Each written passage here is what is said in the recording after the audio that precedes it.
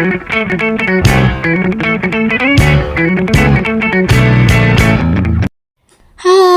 Assalamualaikum warahmatullahi wabarakatuh.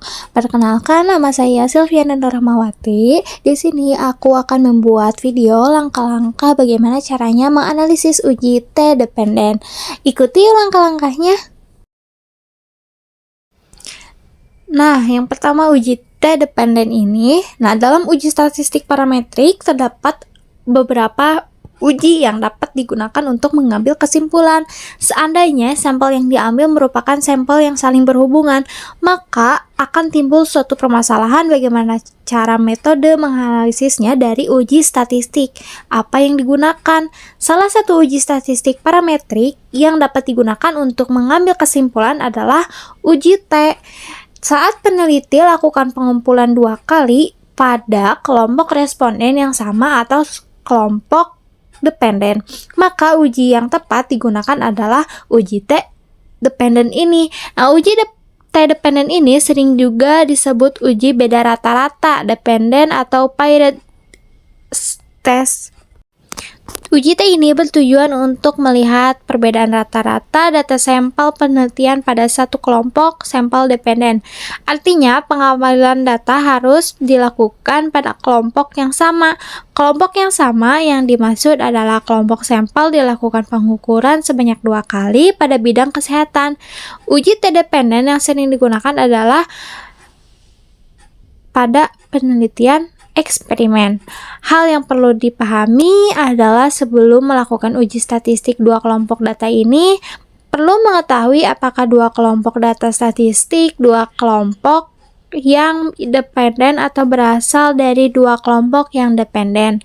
Nah, aplikasinya di lapangan pada penelitian kesehatan kelompok akan untuk melihat perbedaan rata-rata data sampel sebelum dan sesudah diberikan intervensi. Contohnya, uji ini yang dapat dilakukan pada data hasil pengukuran tekanan darah penderita hipertensi sebelum dan sesudah diberikan intervensi. Contohnya yang saya buat adalah pemberian jus buah bit pada penderita hipertensi. Nah, selanjutnya uji T-dependen ini ada 3 syarat. Yang pertama, syarat uji dependen ya. Datanya harus berdistribusi normal. Yang kedua, jenis variabel numerik dan kategorik. Ini terdiri atas 2 kelompok data dependen. Terus, jenis data skalanya, interval, dan rasio. Nah, jika syarat uji tidak terpenuhi, maka digunakan uji non-parametrik, yaitu uji Wilcoxon. Yang kedua, dalam pengambilan keputusan, jika p-value kurang dari 0,05, artinya ada perubahan rata-rata yang signifikan antara sebelum dan sesudah diberikan intervensi.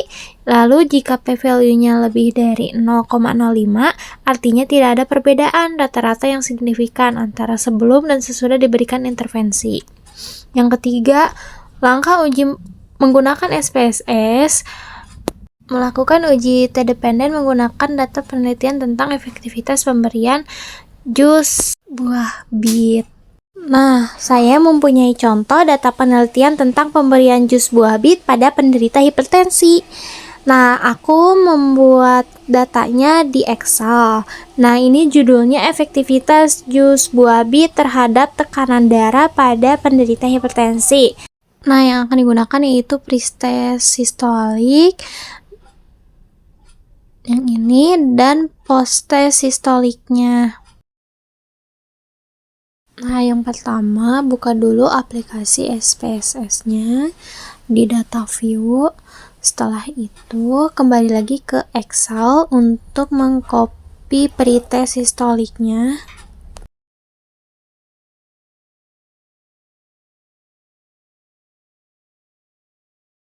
Nah, setelah di copy, pindah lagi ke SPSS, terus di paste data di data view. Untuk balik lagi ke Excel untuk mengcopy sistolik post-testnya. Nah, setelah di copy, balik lagi ke SPSS untuk meng-paste data yang tadi. Nah, jika sudah, bisa balik lagi ke variable view.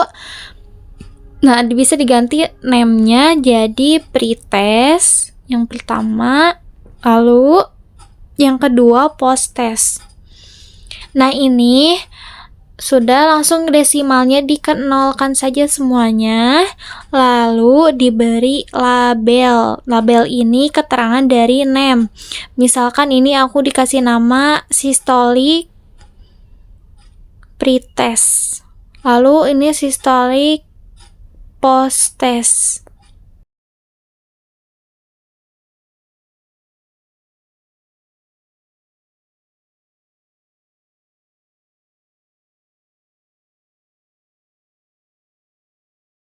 Jika diberi labelnya sudah, lalu balik lagi ke bisa ke data view.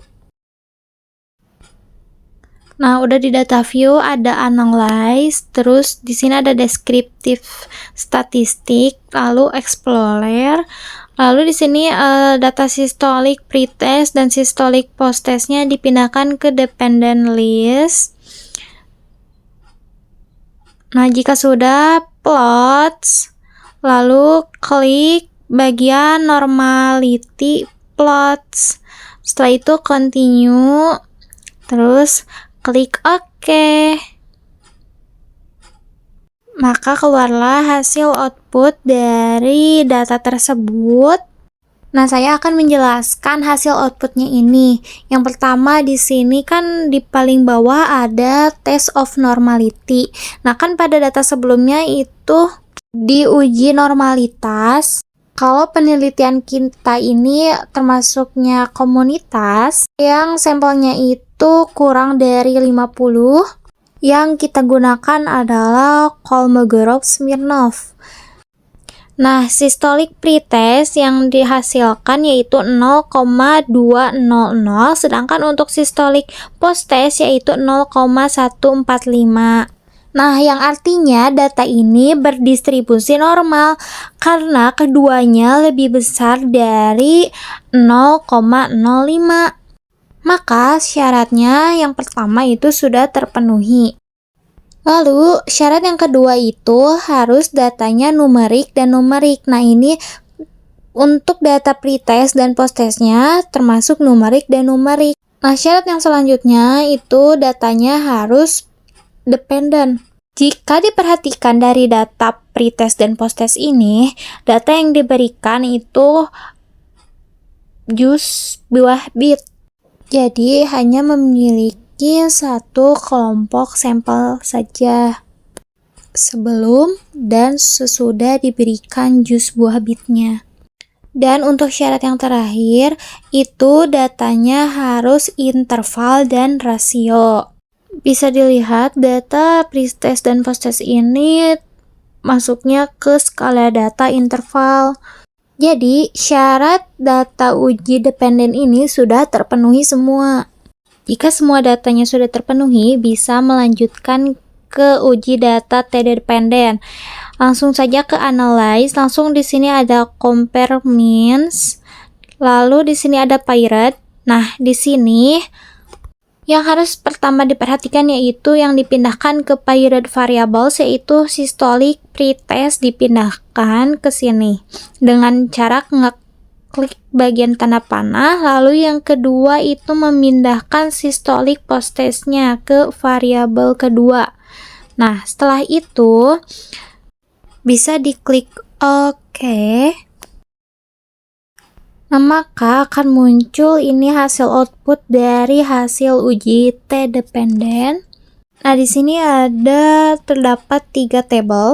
Nah, untuk tabel yang pertama ada pirate sample statistik yang saya tunjuk ini. Nah, pada tabel pertama ini menunjukkan hasil statistik deskriptif berupa nilai mean dan standar deviasi pada tekanan darah sistolik antara pengukuran pertama dan pengukuran kedua. Nah, hasil uji T ini dependen dapat dilihat pada tabel yang saya tunjuk. Nah, untuk kesimpulannya, dari data yang dianalisis di atas itu, untuk pengambilan keputusan dengan melihat sigmoid atau p-value yang diperoleh P-value-nya kan ini sebesar 0,0000, itu kan kurang dari 0,05. Nah, 0,05 ini kan nilai alfa. Maka ditarik kesimpulan ada perbedaan yang signifikan tekanan darah sistolik sebelum dan setelah diberikan intervensi pemberian jus buah bit ini. Nah, untuk penyajian data bisa dilihat di tabel 1 ini, ada perbedaan rata-rata tekanan darah sistolik dan penderita hipertensi sebelum dan sesudah diberikan jus buah bit ini. Nah, untuk pretestnya di sini nilai min-nya 152,60, standar deviasinya 7,619 dan untuk sistolik post-test 144,80, untuk standar deviasinya ada 8,364. Nah, di sini untuk nilai standar errornya nilainya 1,704, untuk post testnya bernilai 1,870. Untuk nilai p-value-nya di sini 0,000 yang kurang dari 0,05. Artinya, ada perbedaan yang signifikan tekanan darah sistolik antara sebelum dan sesudah diberikan jus buah bit. Nah, sudah beres untuk langkah uji T-dependen. Bagaimana? Mudah kan untuk cara-caranya? Mungkin sekian dan terima kasih. Wassalamualaikum warahmatullahi wabarakatuh. Jangan lupa share dan like komen ya untuk video ini. Bye-bye.